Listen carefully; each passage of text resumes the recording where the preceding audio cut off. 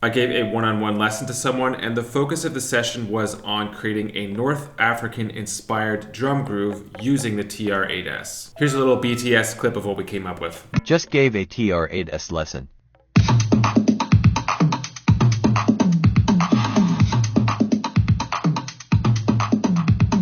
So we spent about an hour, and that's what we came up with, which was super fun. So this video will be like a much more condensed version of that lesson, and we're going to attempt to recreate that same groove using pretty much the same drum sounds. If you'd like to get a bit more hands-on and detailed with this sort of stuff, check out the description. We could book a one-on-one session. Also, Patreon members, you get a discount on one-on-one sessions, so there's more about that in the description as well, if you're interested. And if you are an independent artist or producer who's looking to distribute your music to official platforms like Spotify, Apple Music, use DistroKid. There's a discount link in the description of this video as well. They are the GOAT, and I'll be explaining why later in this video. Anyone who might be following along and possibly making this same beat, all of the sounds are going to be from the classic stock TR-8S sound. So we're actually going to go with TR-707. The inspiration is Fela Kuti, or like a Tony Allen type groove. So Tony Allen was the drummer for Fela Kuti. And also we're going to be pulling rhythms that are pretty much directly from this book right here. So these rhythms are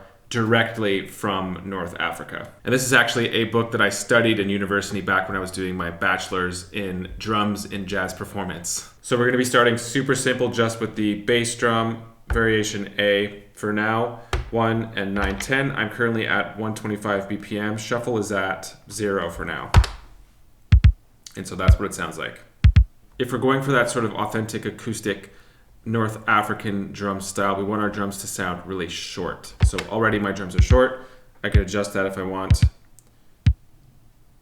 Maybe a lower sounding kick. We're going to head over to closed hi-hats and throw these on all of the upbeats. So 3, 7, 11, 15. And I can adjust this on the fly as well.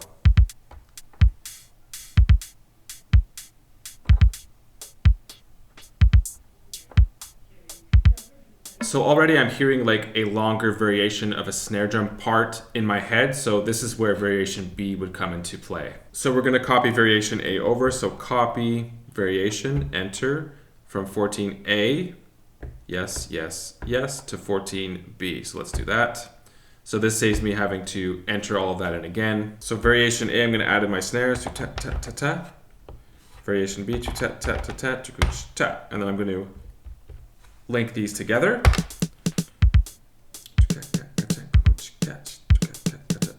Right, so it sounds pretty square at this point, obviously. We're gonna massage our parts into place to make them sound a little bit more human, but still electronic, right? So it's a nice little blend of those two things. First, I'm going to tune up the snare though. Let's see what we can do with this.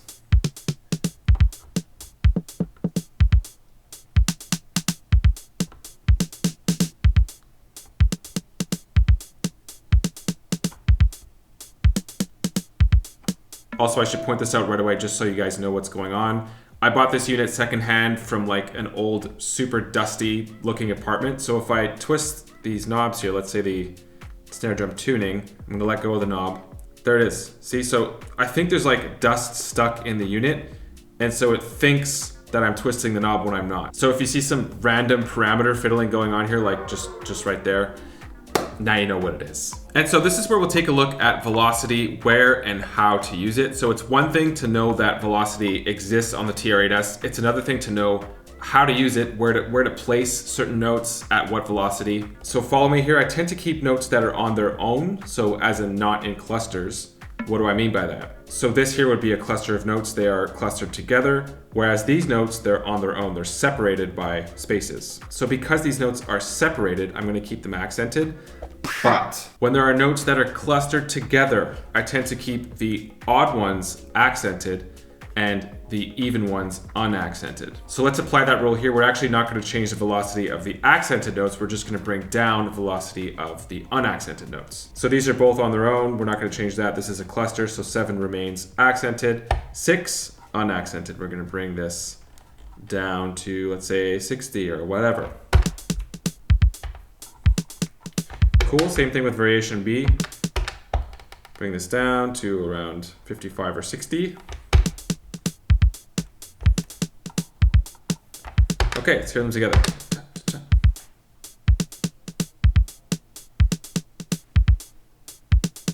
Okay, so now we're going to sprinkle some notes around these hi-hats, apply the exact same rule. So, okay, so even, this is a cluster, so even when I'm going to bring this down, this is on its own anyways, even, bring this down, even, and even. Let's see what that sounds like just on variation A. Okay, it's very quiet. Cool. So that adds a little bit of motion. We'll do the same thing with this.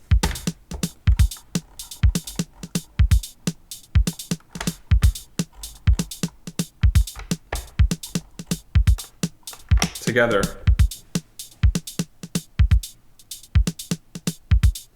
And you know what? Just to feature one of the newest editions of the 8S, this is after update 2.5. Here's a video on that. I'm actually going to add probability onto some of these notes as well. So that changes the probability in which the note will play. So now it's going to be playing, let's say, 60% of the time. This one will be playing 80% of the time. 30% of the time. Variation B, we could do the exact same thing. 60% of the time. Okay, so that'll add even more variation and randomness to this pattern. Okay. Another useful thing to point out here, some of these notes you'll notice are not as bright as others. So notes with lower brightness have lower velocity. So if I bring that down to, 4, notice that it's a little bit less bright, whereas if I bring it up to 127, now it's a lot brighter than the rest of the notes. So I'm actually going to bring that back down. Let's mess around with the tempo and swing of this pattern just a little bit. 127. I usually like to put like a little bit of swing, plus swing, shuffle I should say. And now let's talk about polyrhythms. Just a general FYI that I think people need to hear. Polyrhythms are trendy, especially in the YouTube community. They don't necessarily make your tracks and rhythms sound better. So just take that with a grain of salt. And so in this case, we're gonna head over to Rimshot and add like a dotted quarter polyrhythm over top of the rhythms that we already have. If you're not familiar with music theory, dotted quarter in step language is basically every 3 steps. So I'm actually gonna start the dotted quarter right here. So 3, 6, 9, 12, 15, and then I'm going to carry that over to the next variation. So 15, 16, 17, it would be there, I believe. Let's see if that's right. Oh, it's not right. I'm wrong. I think it's 2. Let's try this again. Yeah, it is. Da. So 1, 2, 3, 1, 2, 3, 1, 2, 3, and I think maybe just we'll change that variation, the polyrhythm around a little bit at the end just to sort of break it up.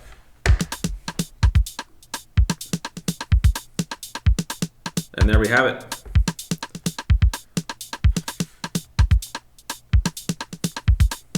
There's already quite a bit of hi-hat action going on here. We're going to add some more open hi-hat on beat 1 of variation A, like that.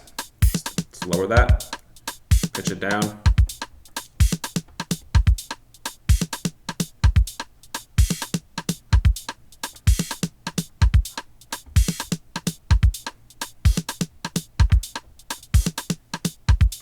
And I can actually change the note length of that open hi-hat as well if I would like. So closed hi-hat, we're actually going to get rid of this first one. Let's see how that sounds. Right, so now it stays open for longer. If I want to make it a very tight 16th note open hi-hat, there it is. So that just tightens it up a little bit. So that's just a cool thing to know about the 8S, and I think pretty much all Roland drum machines function in the same way. This little section here, the hi-hats are monophonic, so they'll cut each other out in that way. Already there's a lot of energy in this groove, but I want to add something melodic. In this case, I would consider the low tom, mid tom, and high tom to be melodic because they have certain tones to them. Mid tom, I hear it.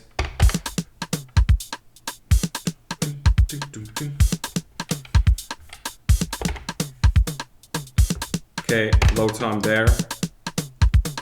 We have variation A and B, so I'm actually thinking of like a longer pattern in between these two variations. So there we go. Variation A. Okay, and then this one.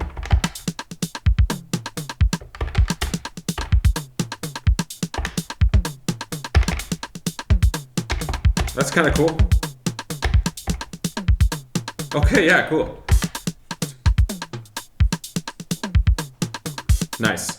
Right, so there's a certain like melodic element to that. You can almost sing the tom part.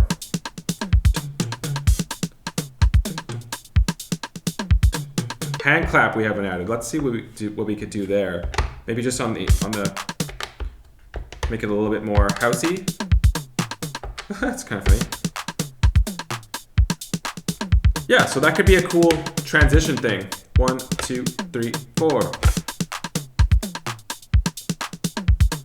Again, as I mentioned earlier about the TR-8S, one of the coolest things I find is you could just switch out that entire kit. So 707, let's try something else.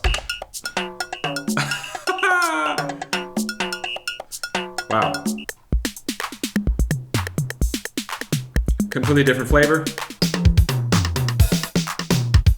I think 626 might be my new favorite. Very old school, there's something about it. Okay, and then classic 808, 909.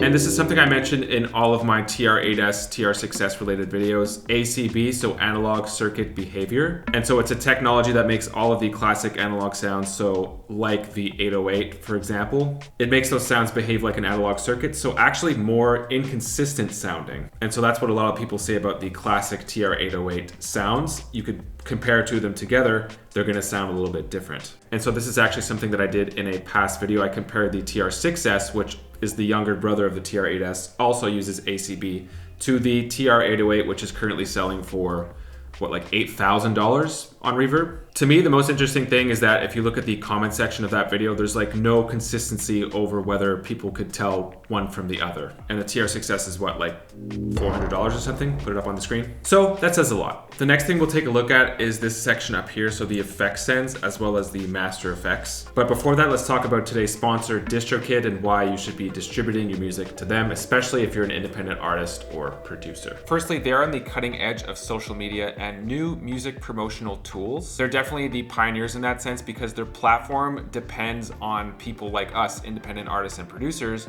to use these tools to promote our own music. The amount of stores or streaming platforms that DistroKid distributes to is insane. And they also keep up to date with smaller or up and coming platforms that you might not even know about or have access to. So a perfect example of this is a platform called KKBox, which DistroKid distributes to. You think that Spotify is my biggest streaming earner, but it's actually not. KKBox is, so thank you DistroKid for keeping track of that. Also, banking info and withdrawal is very easy to set up. DistroKid does not take a cut. They deliver 100% of streaming royalties to you, no extra charge.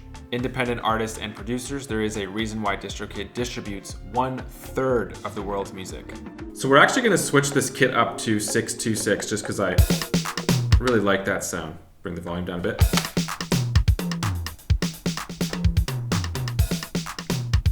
Nice. In terms of the parts and the groove itself, it's pretty bumpin' and old school already. Let's enhance this. Check out Reverb to start with. Right, so some of these drums have reverb on them, some of them don't. So we'll take a closer look at that. Same with delay.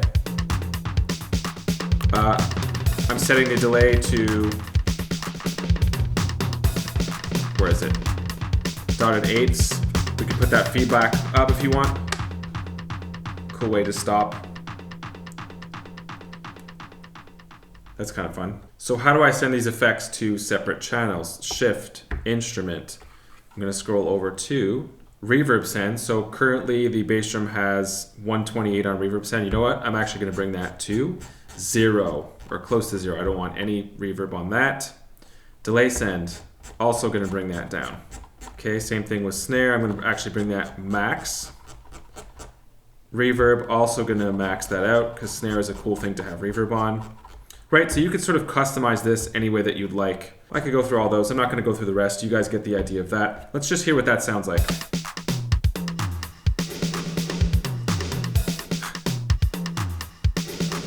So listening back to it, I would actually adjust that. I would take the reverb off of the snare drum just because it's such an active rhythm. It's just too much reverb happening. And so those are the adjustments that you can make. Let's head over to Master Effects. Currently we're set to low pass, high pass. I'm gonna change this to something new.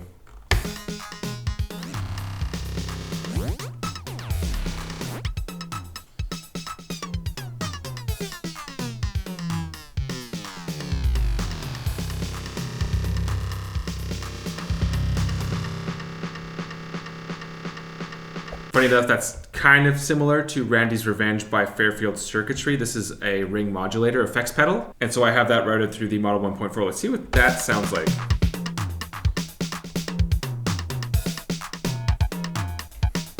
A lot more subtle.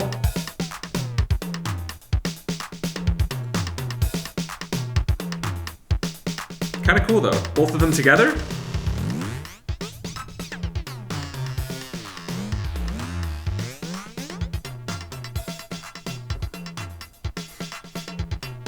That's kind of fun. Different kit. Ooh. Now we're in Super Nintendo land. 707? Sorry. Sorry. That one always makes me laugh. 707. Cool.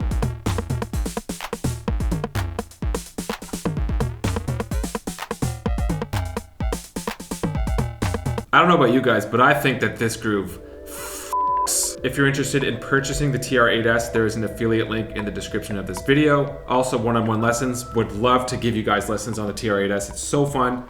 Other select instruments as well. Patreon members get discounts on one-on-one lessons. This is all in the description, so check that out. Smash like, subscribe, and hope to see you guys in the next video. Ciao, ciao.